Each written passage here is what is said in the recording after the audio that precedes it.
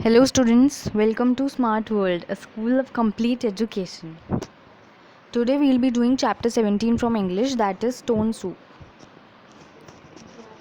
Stone Soup is a play with several characters and a village, a few small cottages standing close by. They belong to Motiram, Sonabai, Hirabai and Rupabai. It's evening time and they are chatting outside Motiram's house. So there's a village and there are a few cottages. Cottages are houses which are not like bungalows but normally quite big. So they all are chatting amongst each other. So Motiram says, your farm produce was really good this year, I am told, to Sonabai. The Sonabai responds that so was yours, I hear, Motiram. I don't want to advertise it though, it might attract guests. So they are talking about their farm produce of last year and they both are satisfied with their produce, but they don't want to advertise it, in the sense they don't want to spread the news, as this might attract guests means the dacoits or people who might invade their farms or something like that. So they are afraid, so they don't usually spread the news or tell it to everyone. Travelers enter from a corner, the villagers don't see him. So one traveler enters from a corner, but all the villagers ignore him because they don't want to invite guests as they are afraid. So Hirabai, you are right, guests can be nuisance. Sonabai, I agree, especially uninvited guests. Motiram, uninvited guests are pests. So they were deliberately taunting the guest so that he returns back or he gets afraid. So the traveler actually becomes nervous and doesn't come forward. Hirabai, true. I never waste good food and money on others. Rupabai, do you think that is right? How can we refuse them? Hirabai, just find some polite excuse, that's all. Sonabai, you are right. I can always cook up some excuse. Motiram, me too. For me, charity begins at home and stays at home. Anyway, I must attend to my work now. See you. All neighbors went to their houses. They enter their homes and traveler comes forward. Traveler, what hard luck. I'm poor four-store traveler and I'm so hungry, but this bunch of villagers look tough. I don't think they'll offer me food or rest, but let me try. So the villagers' hopes were already died after listening to the chats of the villagers. Traveler's hope already died after listening to the chats of the villagers, and he was quite nervous and was uncertain whether they will be helping him or not, but still he wanted to give it a try and he went forward. So first of all he knocks Motiram's door and the door opens. Motiram asks, who are you and what do you want? So traveler said, introduces himself and says that he's very hungry and he needs some food and to some little place for resting tonight. So Motiram says that dinner is over and there is nothing left, so you can try elsewhere, and shuts the door with a bang on his face. Traveler was shocked by and she comes out. He greets him politely. Good evening, kind lady. I am a traveler. Can I have some food and corner for rest tonight? Sonabai, putting her hand behind her ear, acts as if she is hard at hearing. So she says, what did you say? Traveler, a little aloud, said, can I have some food? Sonabai, wood? Why, there is plenty in the forest. Find a fallen tree and chop all the wood that you need. Traveler, I said food, I am hungry. You agree? Fine. Then go and chop the wood. Goes back into the house. Traveler, well, that was clever excuse. She pretended to be hard of hearing. Let me try elsewhere. So Sonabai also got off from inviting the traveler. Next he knocks Hirabai's door. Anyone at home, any food for a hungry traveler? Hirabai comes out and greets. Good evening, ma'am. I wonder if I could get something to eat and a place for rest tonight. Hirabai, pretending not to understand his language, speaks rubbish language. Oh Yava, oh Gyava, on doof digene, on sir roof eniona ere. She was speaking anything, so I don't understand you. Shaking her head, dog, don't know whatever she was speaking.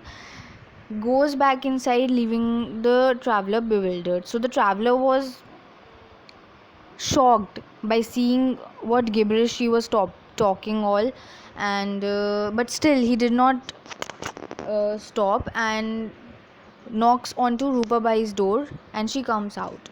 Rupabai says, "Yes, what are you? Who are you and what do you want? I have not seen you around earlier." So the traveler introduces himself and asks for some food as well as a corner for resting tonight. Rupabai thinks, and then she also tries to shake off her hands from helping by saying, "Alas, my larder is empty and I am so hungry myself, but I have nothing left in the house." Traveler, "I am sorry to hear that." Rupabai, "I am sorry too, but I can't help it." Sorry turns to leave. Then traveler aloud, "Wait, madam, if you are also hungry, I can make us both some soup." So the traveler now proposed that if Rupabai is also hungry, he'll help him by making some soup. So Rupabai again answered that, "But my larder is empty." Larder is her food stock or grocery. "So I can't offer you anything." Traveler, "A cooking pot, a spoon and some water." So the traveler asked for a cooking pot, a spoon and a little bit of water. And he then said that, "I have a magic stone in my bag, and when you boil it in water, it makes delicious nourishing soup." Rupabai, "Really, a magic stone, and all you need is just a pot of water? I think I can manage that much." Traveler, "Yes, just a pot of water, only a big one." So the traveler managed to convince Rupabai, and Rupabai was also excited to see how a stone can turn into a nourishing soup. So she excitedly ran back to her cottage and brings everything that the traveler asked for, that is a pot, a water filled with water, and a spoon. Other neighbors peep out from their doors and windows and watch quietly, but curiously.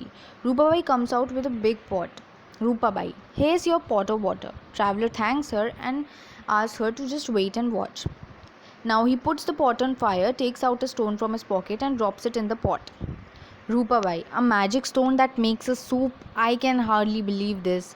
Sits down to watch. Traveler, sniffing and pretending to enjoy the aroma. "Ah, lovely.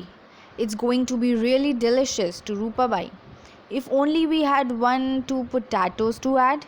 It tastes heavenly with potatoes, but alas, we don't have any." Rupabai was excited to know how the soup made up of a stone turns out to be. So she said that, "Okay, I can manage one or two of them." And she went in to bring in some, and she bought peeled potatoes from inside. Traveler says, "Wonderful." He puts the potatoes in the pot and stirs for some time. Then he sniffs again. "What with the potatoes you have given, the soup will not be terrific. Carrots and tomatoes would give it a tempting color, wouldn't they? But that would be too much to hope for." Rupabai, I don't know." Sonabai comes out with some tomatoes. Now all the neighbors were very curious to see what the soup comes out to be. So they all started helping the traveler. Now Sonabai comes out and with some potatoes. Hello, maybe I can be of some help. I had reserved these tomatoes for tomorrow, but I am always willing to help, and I know that Hirabai has plenty of carrots, but I'm not sure if she'll share a few with us." So now she also revealed that Hirabai is having some carrots, and I have brought and she had stored tomatoes for tomorrow, so she brought them. Now Hirabai also enters with a few carrots and said, "I don't have plenty. In fact, I too was reserving these for tomorrow, but never mind. If Sonabai can spare her tomatoes, I can also spare my carrots." Then after all, you don't get to see a magic stone making a magic soup every day. So they all were very excited to see how the soup comes out to be. Now Ravana thanks them and says, "I'm really speechless, you noble ladies. This is going to be a famous soup." And he adds, "It reminds me of the soup I had made some time ago. I had added just a few beans, onions, and I think a little piece of ginger, and what flavor it had." Now he was demanding tables if someone would have it. "Those are the only little things missing now, but what we have is also good enough. You can't always have the best." Now Motiram also enters with some of the vegetables and says, "Why not? If you can have the best, why miss the golden chance?" Here, take these. When help is needed, old Motiram doesn't lag behind. Now he offers some vegetables which we was having with him. The traveler bows again, and how can I ever forget your generosity? Adds all the vegetables and stirs and sniffs. Ah, absolutely mouth watering. What flavor, what aroma, what taste. And he tastes a sip. Marvelous. If only I could add a pinch of salt, it would be perfect. Now, Rupa Bai, I'll get some salt and bowls for all of us. So she went in and bought salt as well as bowls for everyone. Now, the traveler thanks everyone, and I was about to suggest that you all are being so kind and helpful. It's an unforgettable experience. So, Rupa Bai re enters with the salt, pepper, and bowls, and traveler adds the salt and serves the soup to everyone. Rupa Bai, ah, wonderful. What can taste the goodness? Who can taste the goodness of fresh vegetables? Sonabai, yes, unbelievable. No one would think that this soup was made with a stone. Motiram, you have said it. She such delicious vegetable soup and made with a stone. I wonder what happens to the stone. Does it melt away? Traveler, oh no, it remains the same. Takes out the stone from the pot and take a look. This was the stone that made the soup, aside the audience. Now everybody had guessed. Obviously, the soup wasn't made with the stone. It was made with all the things that were put into the pot. So the curtains, as everyone enjoys the soup.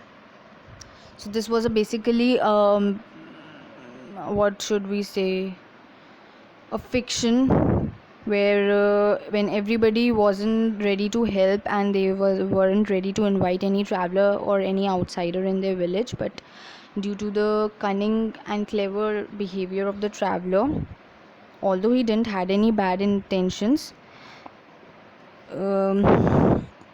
they all started helping him, and finally they made the soup together and enjoyed it, and no one ever knew that the soup wasn't made from the stone. So the traveler was successful in his mission, and he fulfilled his appetite as well as others also.